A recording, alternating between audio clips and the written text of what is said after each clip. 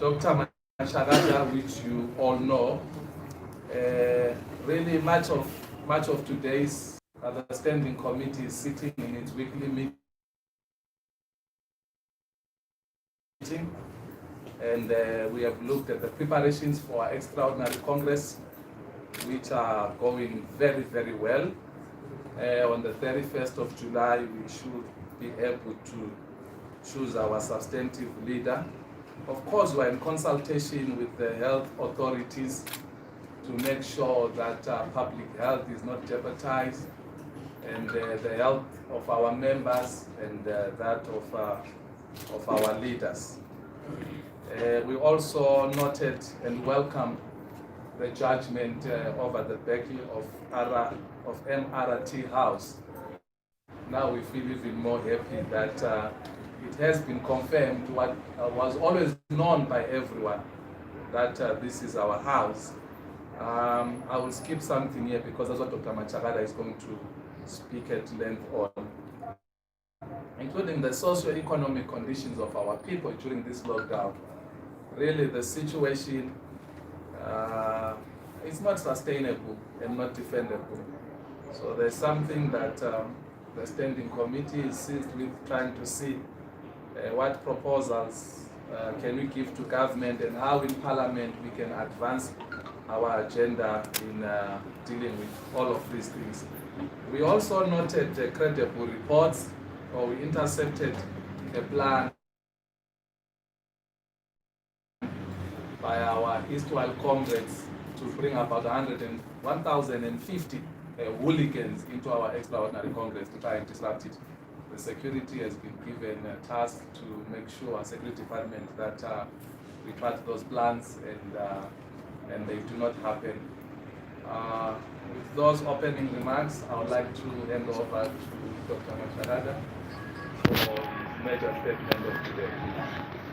Thank you. Good afternoon, press. You may have noted that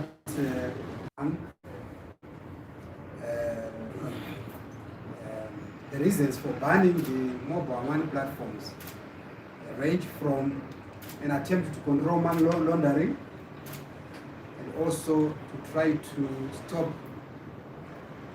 or vaccinate against the impact of huge monies chasing the parallel market rate.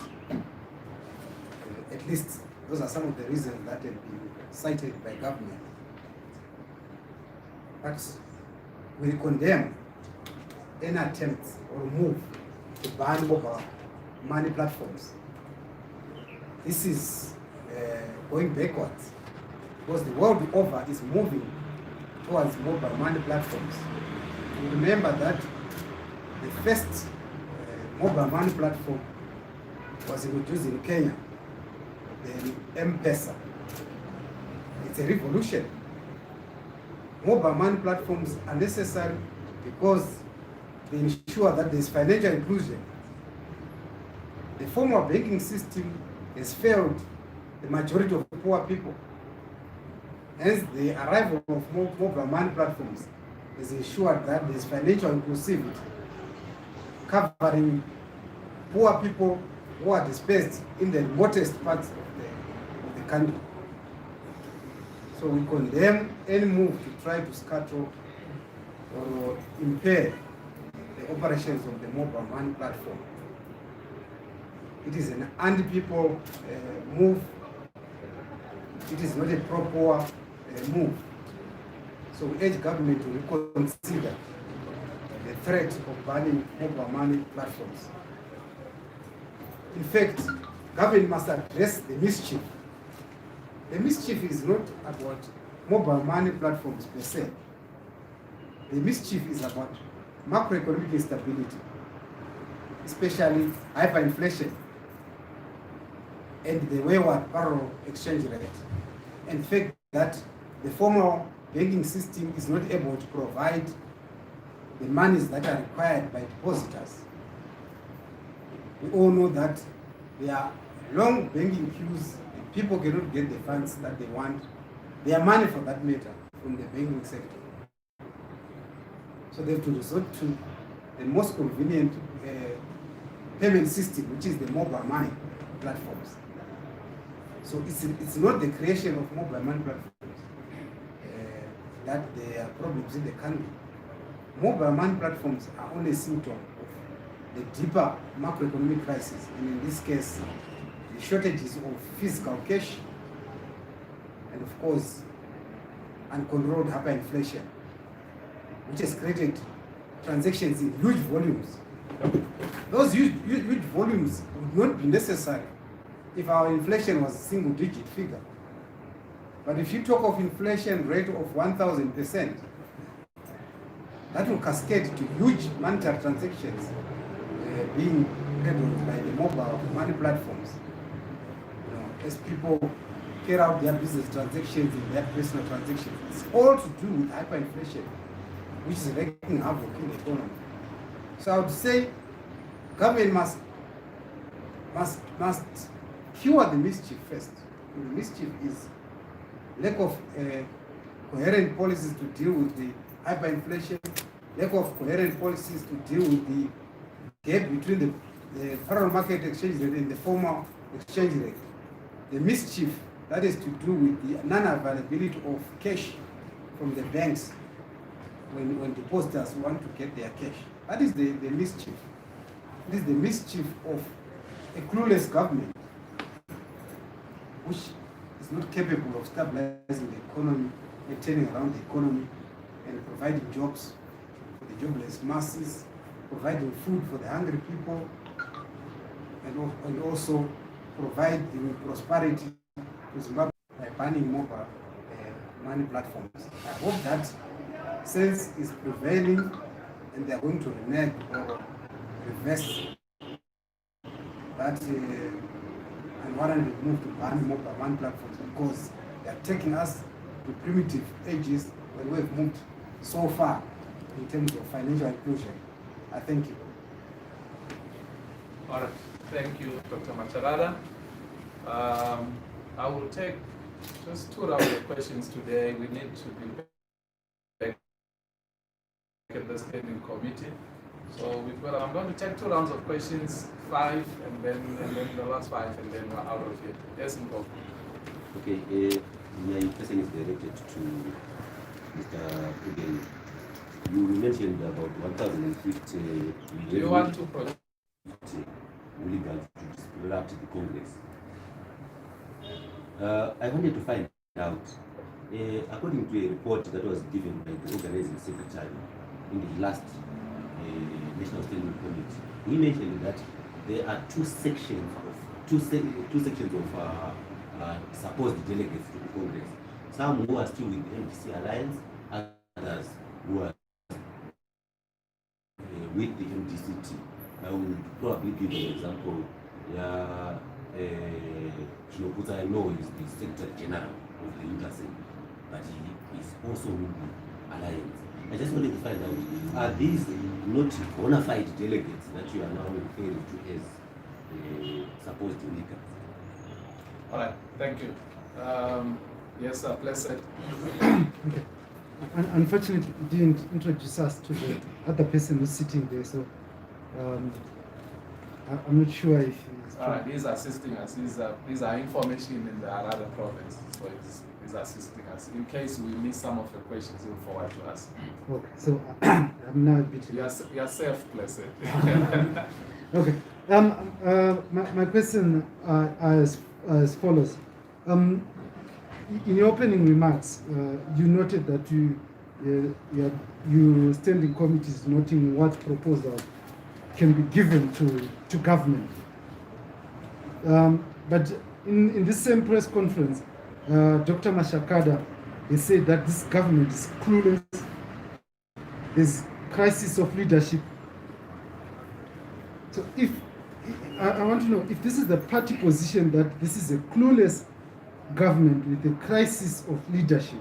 Now, why would you want to give proposals to a clueless and crisis of leadership government? It doesn't make sense to me. Then you have been withdrawing MPs that have pledged allegiance to the MDC alliance. Now, Job Sikala just yesterday issued a statement declaring that he is the vice chairperson of the MDC Alliance. He's still in parliament. Lynette Koreka has also made those same declarations and issued statements under the vice president of the MDC Alliance. Your party position and your constitution says that anyone who supports a member of your party. So, I want to understand the rationale in your recall. Are you doing this in a vindictive manner that you are targeting the people that you most don't like and leaving out others? Or are you afraid of Job Sikala? Because Job Sikala last time said, just recall me and you see how dangerous I am.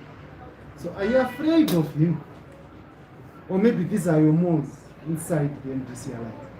You'll never know. Then lastly, we read a report of violence that happened in this building some last week. Now, we have been saying that we are moving away from the culture of violence. But when a security officer guarding your acting president is assaulted in the MRT house, which you say everyone else should feel safe, I want to understand exactly what is going on. And lastly, who is now the acting president of the MDC? Okay. Given that the 90 days of Madame Zanu-PF expired yesterday, so she can't legally convene any meeting towards going to the extraordinary Congress. Is she a sitting duck? All right. Thank you. He asked for questions, so I guess we've got our 5 questions. Unless if there's someone I'm closing out. Ladies, going once, going twice. It would be nice to get a question from a lady. Last week we got one. Can't we get? All right. Okay.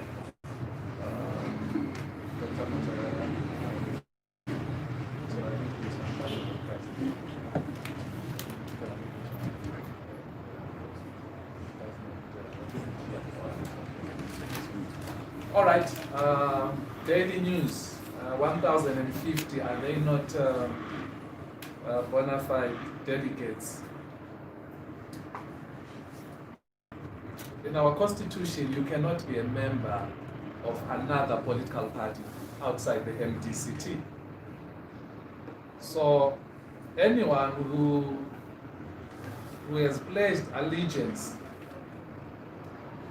either verbally or through acts or omissions, they cannot be bona fide members of the MDCT, and then therefore they cannot participate in our Congress. Otherwise, if you do that, then when they may as well attend, because he was, as you know, the Deputy Treasurer General in 2014.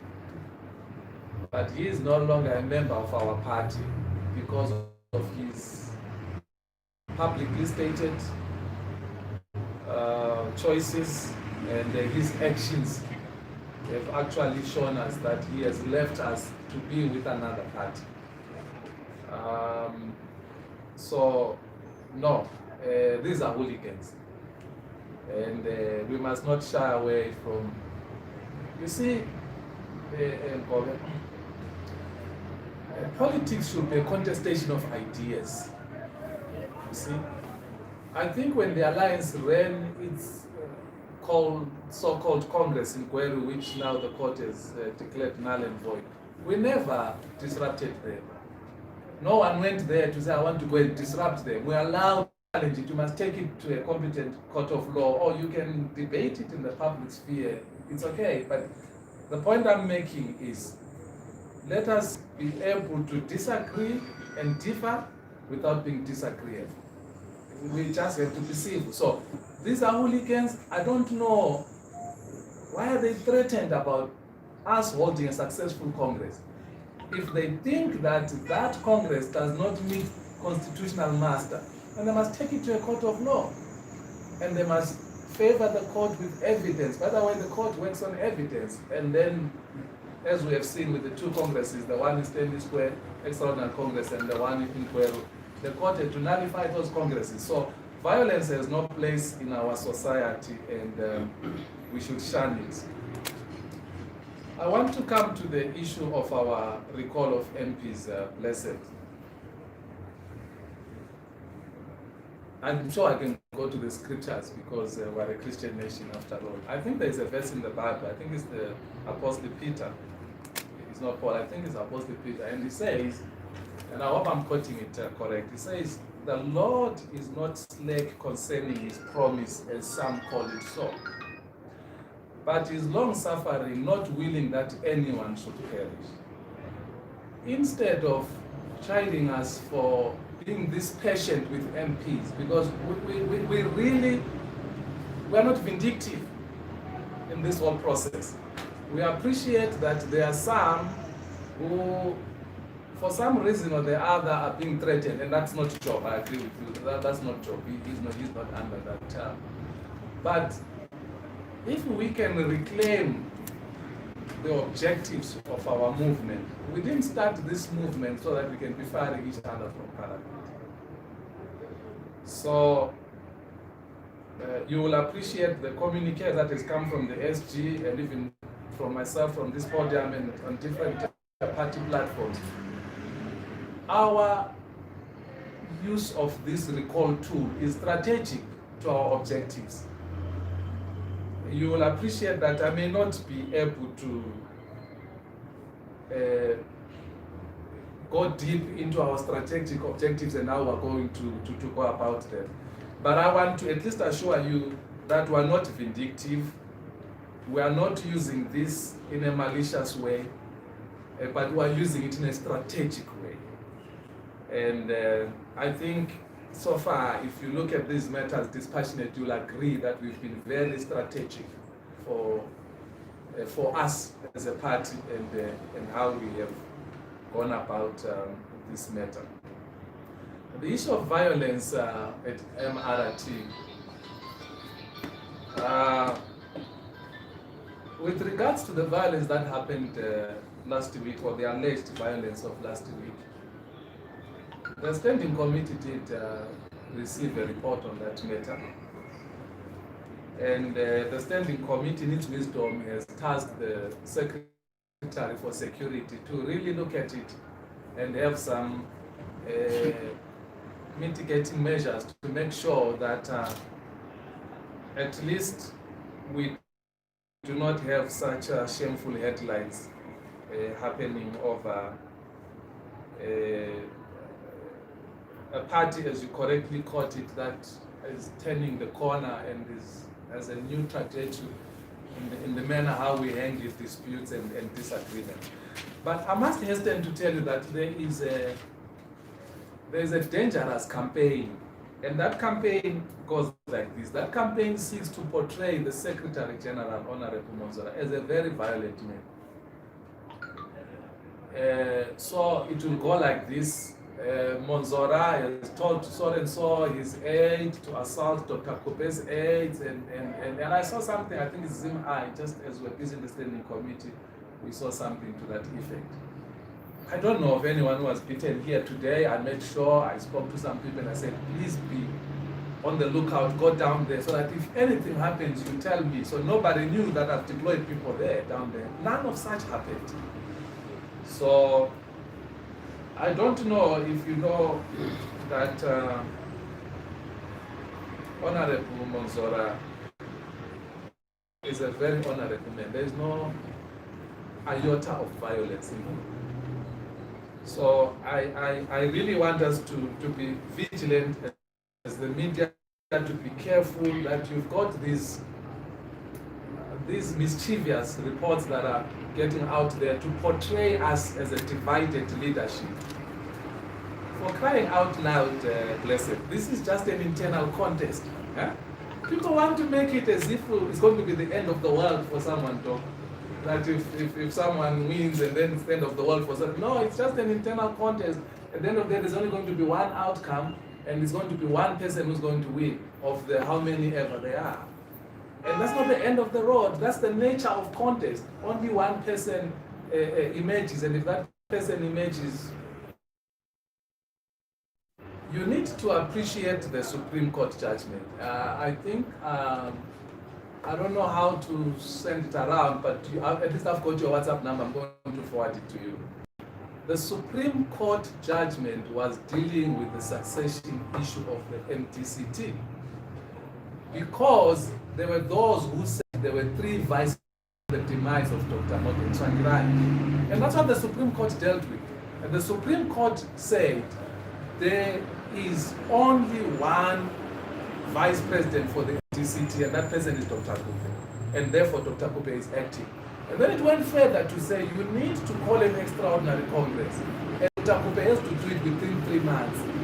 But if for whatever reason she can't call it within 3 months, the national chairperson, since the national chairperson also assumes the powers of the president in any event, can call the national extraordinary Congress. So there is no vacuum, there is no lame duck. We are seated in that national standing committee chaired by Madam Acting President. And all of us are happy, we running the party, and I'm sure you can see that this is the MTC that you all know. Thank you.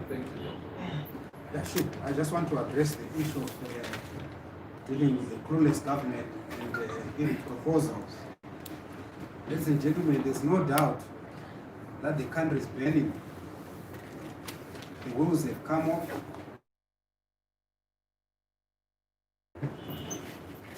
The economy is on autopilot. It is not doing anything to lessen the burden of poverty on the people. Our duty as an opposition is to put our own alternatives or proposals. Even before that failing or clueless government, we should position ourselves as a government in waiting. So giving proposals or alternatives doesn't matter whether you are giving it to a clueless government or not. It is our duty to always point out an alternative direction which the country must take. For example, we've clearly said this issue of a debauched local currency or monocurrency does not work. Let's return back to that. We've also said corruption is a cancer in the society. The impact of corruption is more than the impact of sanctions. We put a proposal that the clueless government must deal with corruption decisively. So we are giving them acid tests for them to fail. And the fact that they fail, it is their problem. But it is our duty to highlight our alternatives that we can put on the table to move this country forward. So we continue to table our proposals or alternatives. But of course, because it's an incompetent government, it has no capacity, it may not be able to implement those proposals or alternatives, but it is our duty. We cannot just be opposing opposition. We must also be an opposition that puts alternatives or proposals on the table. That is the context of that issue. Thank you. Thank you, Doc. So I'm going to take the last round. As I said, we need to rush back to our meeting. Yes, go. Okay, mine is a follow-up to the first question. All right. According to the resolution that was done by the National Organizing Secretary at the Delegate, it looks like there is almost a half share. And when you now say because they pronounce themselves in one way or the other, does it suggest that the half of the supposed delegates of the Congress will not be participating in that Congress? And what does it then say about the quorum that must be there in terms of the delegates? All right. Thank you. Yes, Blessed. I just want to follow up on Ngoe's question. Right. So your delegate, so the Supreme Court took you back to the 14th of February 2018, and the people that were in that in the MDC at that particular time and making 2014, not 18. Sorry? You said 2018.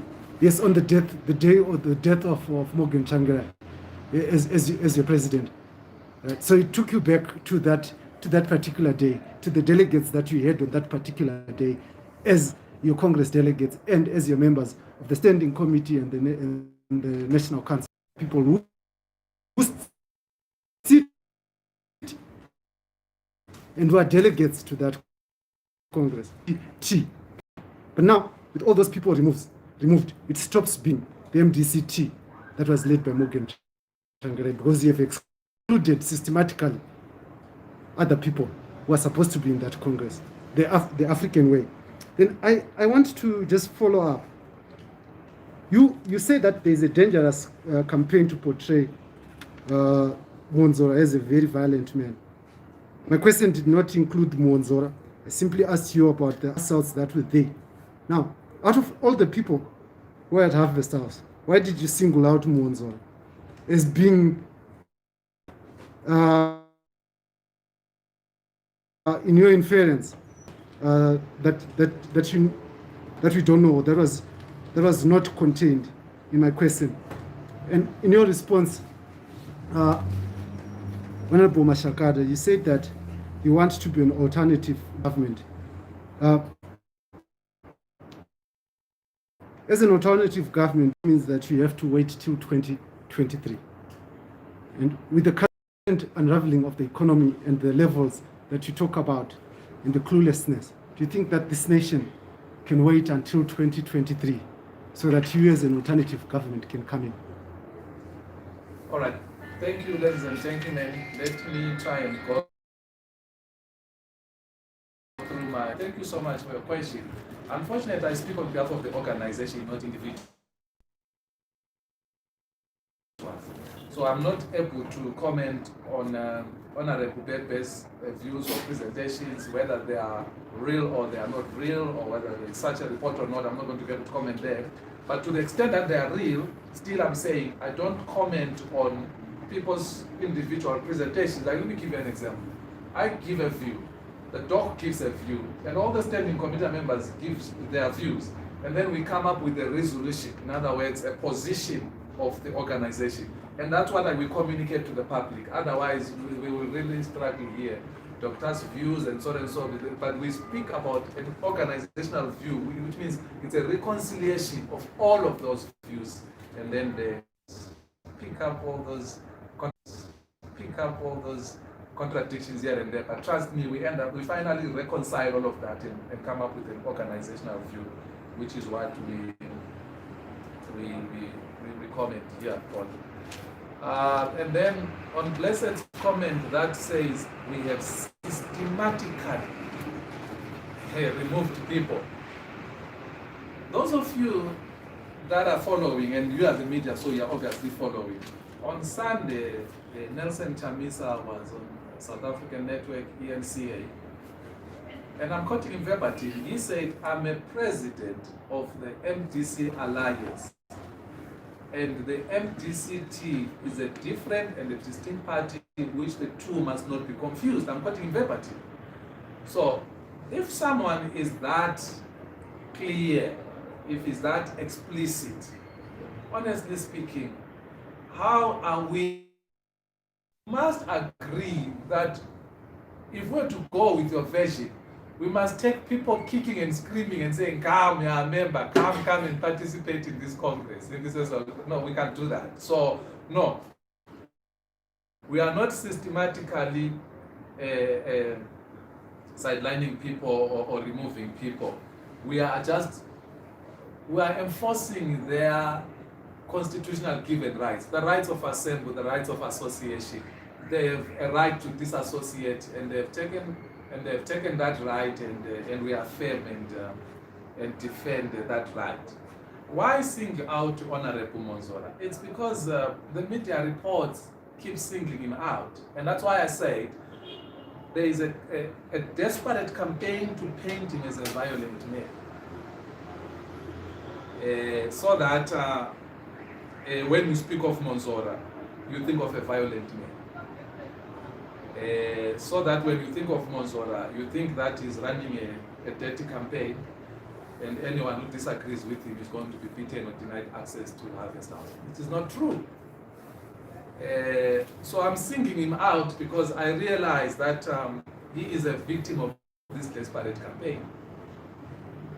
And there's this, I happen to know both of them very well. So I am happy to tell the media and the general public that we are going to have a very successful extraordinary Congress. And one of these leaders is going to emerge. And when that leader emerges, you will see that all the other contestants will rally behind that leader and congratulate and we celebrate, because that leader now will be the face of our party and will be responsible for taking us forward. So we cannot seem to almost aid this narrative that the media wants to set, that these contests are a war. There is no war here. We're trying to democratically choose our leader who's going to be our best foot forward in 2023. I am sure all of you can't wait to be under an MTC-led administration in this country. Thank you, Doctor. Yeah. Thank you, Khupe. Maybe Just to answer your question. the quorum party. Sorry, can I answer the question that is posed to me? Well, it's a framed question. In a sense, when we talk about an alternative government, we don't periodize it. We are an alternative government today, tomorrow, next week, next month, next year. Even if it takes to 2023, we will still remain in alternative government. And no way have I suggested that change must wait for 2023.